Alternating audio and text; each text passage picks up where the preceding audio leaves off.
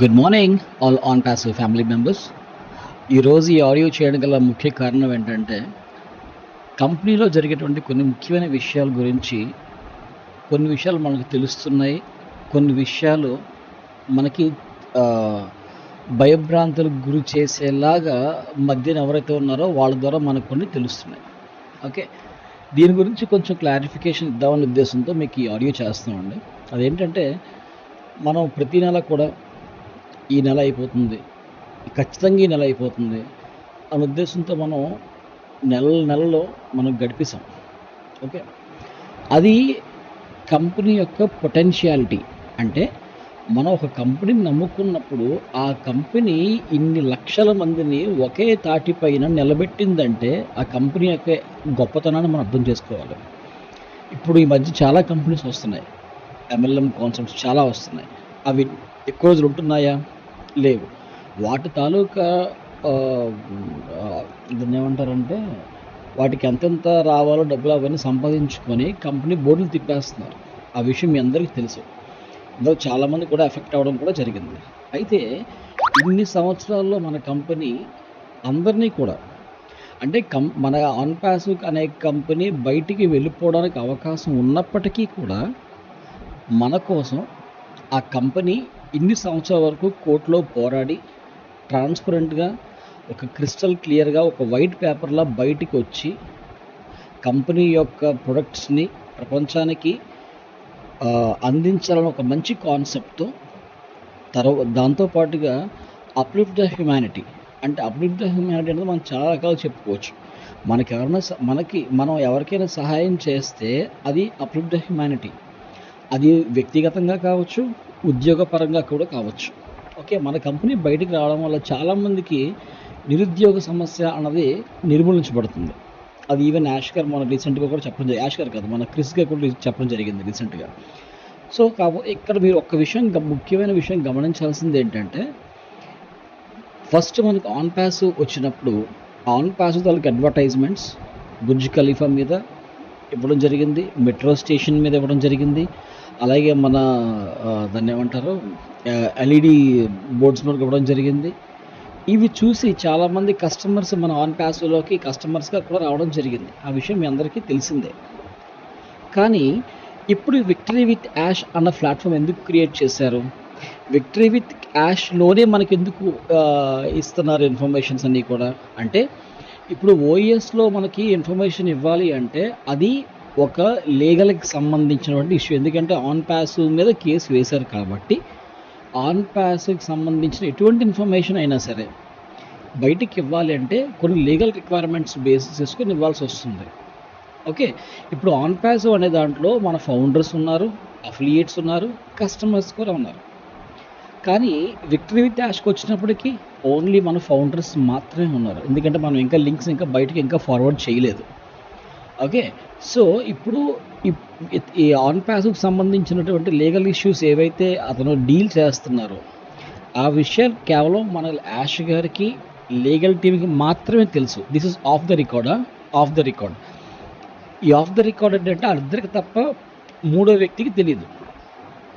కాకపోతే కొంతమంది ఏం చెప్తున్నారంటే, ఈ లీగల్ విషయాలు అలా జరిగాయంట, అది కన్ఫర్మ్ అయిపోయిందట, ఇది కన్ఫర్మ్ అయిపోయిందట.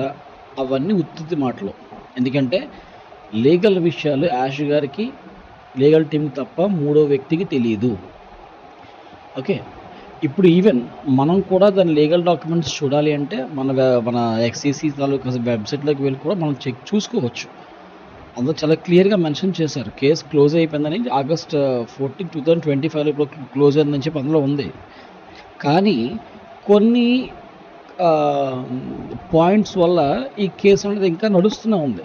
అది ఎందుకు నడుస్తుంది, దాని వెనకాల ఉన్నటువంటి రీజన్స్ ఏంటి అన్న విషయాల పట్ల ఎవరికి అవగాహన లేదండి. ఎవరికి అవగాహన లేదు. యాష్ గారికి, లీగల్ టీమ్కి తప్ప ఇంకెవరికి తెలియదు. ఇది నిజం. ఓకే, ఇప్పుడు మనకి ఇస్తున్నటువంటి ఇన్ఫర్మేషన్ ఇప్పుడు అంటే మన పాపప్కి సంబంధించిన అవనివ్వండి, లేకపోతే మన సిస్టంలో జరిగేటువంటి కొన్ని కొత్త మార్పులు, అంటే KYC గైడ్ అని కానీ, లేకపోతే ట్రేడింగ్ మాడ్యూల్స్ అని కానీ, లేకపోతే ప్లానర్ అని కానీ, ఇలాంటివన్నీ కూడా మనకు మాత్రమే ఎందుకు చెప్తున్నారు? మేము కేవైసీలో ఇంత సక్సెస్ సాధించాము అని చెప్పి మనకి ఎందుకు ఇస్తున్నారు? ఇదంతా ఇంటర్నల్ ఇన్ఫర్మేషన్. ఓన్లీ ఫర్ ఫౌండర్స్కి మాత్రమే వచ్చేటువంటి ఇన్ఫర్మేషన్ ఇది. ఫౌండర్స్కి మాత్రమే వచ్చే ఇన్ఫర్మేషన్ మనకి VWAలో ద్వారా వస్తుంది. ఓకే, కాబట్టి కంపెనీ ఎప్పటికప్పుడు తన కార్యకలాపాలని సాగిస్తూనే ఉంది సైమల్టేనియస్గా. అంటే ఒక పక్క లీగల్ ఆస్పెక్ట్స్ చూస్తూ, ఒక పక్క మనకు కావాల్సినవన్నీ చూసుకుంటూ, సమపాల్లో ఒకేసారి 2 పనులు ఒకేసారి చేసుకుని వెళ్తుంది. కాబట్టి ఇందులో ఎవరు భయపడాల్సిన అవసరం లేదు. క్లియర్? అయితే ఈ మధ్యన కొంతమంది ఏం చేస్తున్నారంటే ఆ ఇన్ఫర్మేషన్స్ ఇస్తున్నారు. ఆ ఇన్ఫర్మేషన్ కోసం వాళ్ళు ఎంతో కష్టపడుతున్నారు, ఇస్తున్నారు. వాళ్ళు ఇచ్చే కొన్ని ఇన్ఫర్మేషన్ వల్ల మన ఫౌండర్స్ చాలా హ్యాపీగా ఫీల్ అవుతున్నారు. రియల్లీ చాలా హ్యాపీగా ఫీల్ అవుతున్నారు. కానీ కొన్ని విషయాలు వల్ల మన ఫౌండర్స్ భావోద్రేకాలకు కూడా గురవుతున్నారు. అంటే ఫర్ ఎగ్జాంపుల్, ఈరోజు వస్తుంది, రేపు వస్తుంది, ఇన్ని వేల డాలర్లు వస్తాయి, ఇన్ని లక్షల డాలర్లు వస్తాయి అని రోజు చెప్పుకోవడం, వాళ్ళు వస్తుంది కదా అని ఆశలు పెట్టుకోవడం, ఇలాంటివి కొంచెం ఇబ్బందికరంగా ఉన్నాయి. కొన్ని విషయాలు చెప్తున్నారు, అవి చాలా కొంచెం ఫౌండర్స్కి నిలదొక్కునే ధైర్యం కల్పించే విషయాలు కూడా కొంచెం చెప్తున్నారు. అలాంటివి చెప్పండి, అంతేగాని కల్పితాలు చెప్పొద్దు. కల్పితాలు చెప్పి మన ఫౌండర్స్ని భయభ్రాంతులు చేయొద్దు. ఎందుకంటే కంపెనీ విషయాలు మన ఎల్సీ మెంబర్స్కి కూడా ఎవరికి తెలియదండి. ఓన్లీ యాష్ గారు చెప్తే తప్ప ఎల్సీ మెంబర్స్ ఎవరు బయటికి రారు. ఓకే, అలాంటిది ఎల్సీ మెంబర్స్ తెలియకుండా ఈ మధ్యలో ఉన్న వ్యక్తులకి ఏ విధంగా తెలుస్తాయి? రైట్? ఒకసారి మన ఇన్ని సంవత్సరాలు మనం కంపెనీలో ఉన్నప్పుడు యాజ్ ఎ ఫౌండర్గా ఎవరైనా ఏదైనా ఒక విషయం చెప్తున్నారు అంటే అది ఎంతవరకు నిజం అన్నది మనం ఆలోచించుకునే స్టేజ్లో మనం ఉన్నాం. కాబట్టి దాన్ని బేస్ చేసుకొని మనం ముందుకు వెళ్ళాలి.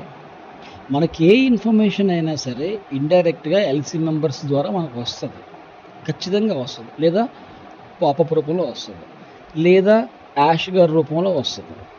అంతే, ఈ మూడే మనకి ప్రామాణికాలు. మధ్యన రోజు మీటింగ్స్ పెట్టుకొని టైం వేస్ట్ చేసుకొని లేనిపోని చెప్పుకొని అబ్బా ఈరోజు వస్తుంది నైట్ అంతా తిరిగేసి ఉండి ఉదయం రాకపోయేసరికి నిరుత్సాహపడిపోయి డల్గా మాట్లాడుకొని కంపెనీని తిట్టుకుంటూ యాష్ గారిని తిట్టుకుంటూ, నో, ఇది కరెక్ట్ కాదు. కంపెనీ ఎప్పుడు కూడా చాలా స్టాండర్డ్గా ఒక సిస్టమేటిక్గా వెళ్తుంది. సిస్టమ్ ఎప్పుడు కూడా ఒక వ్యక్తి గురించి కానీ ఒక సంస్థ గురించి కానీ పనిచేయదు. సిస్టమ్ తాలూకు రిక్వైర్మెంట్స్, లీగల్ ఆస్పెక్ట్స్ అన్నీ చూసుకొని అన్నీ కరెక్ట్గా ఉంటేనే బయటకు వస్తుందండి. మోరోవర్ ఏంటంటే మన కంపెనీ ఖచ్చితంగా బయటకు వస్తుంది అన్నదానికి కారణం ఏంటంటే ఇది వరకు ఆల్రెడీ మన ప్రోడక్ట్స్ మనం చూసాం. అది కూడా AI ఇంటిగ్రేట్ కాకముందు మనం చూసాం. అప్పుడే అత్యద్భుతంగా రికార్డ్ హిస్టరీ సాధించింది మనం ఓకనెక్ట్. అలాంటిది ఇప్పుడు AI ఇంటిగ్రేట్ అయితే ఆ ప్రొడక్ట్స్ తాలూకా వాల్యూ ఎంత అద్భుతంగా ఉంటుందో ఆలోచించండి. ఇంకొక ముఖ్యమైన విషయం ఏంటంటే మనకి ట్రేడింగ్ స్టార్ట్ అవ్వక ముందు కంపెనీ నుండి మనకి కొన్ని రకాల యాపిల్స్ ఖచ్చితంగా ఇస్తారు. ఎందుకంటే ఆ ఇచ్చే యాపిల్స్తోనే కదా మనం ప్రొడక్ట్స్ పర్చేజ్ చేయాలి. అది కూడా యాష్ గారు చెప్పిన మాట, మీ జేబు నుంచి ₹1 కూడా తీయనవసరం లేదని చెప్పి ఇది వరకు చెప్పారు. దాన్ని బేస్ చేసుకొని మనకి కంపెనీ ఇచ్చే డబ్బుల ద్వారా ఇప్పుడు మనకి విక్టరీ విత్ యాష్లో కానీ లేకపోతే కొత్త OESలో కానీ రాబోయే ప్రొడక్ట్స్ని ముందుగా మనం పర్చేస్ చేయాలి, ముందు మనం వాడాలి, దాని ముందు మనం రేటింగ్ ఇవ్వాలి కదా. అంటే ముందంతా కూడా మనకే ఇస్తున్నారు ప్రియోటైజ్ అంతా కూడా. కాబట్టి ఫౌండర్స్కి ఇప్పుడు కూడా కంపెనీలో మంచి అద్భుతమైన వాల్యూ ఉంది. మన ఫౌండర్స్ వాల్యూ ఎప్పుడూ తగ్గనివ్వరు యాష్ గారు. కాబట్టి యాష్ గారి పట్ల కానీ కంపెనీ పట్ల కానీ ఎవరు ఎన్ని రకాలుగా చెప్పుకున్నా సరే కంపెనీ వస్తుంది. ఓకే, మన లైఫ్స్ బాగుంటాయి, అనుకున్న దానికంటే చాలా బాగుంటాయి. చెప్పుడు మాటలు, తప్పుడు ప్రచారాలు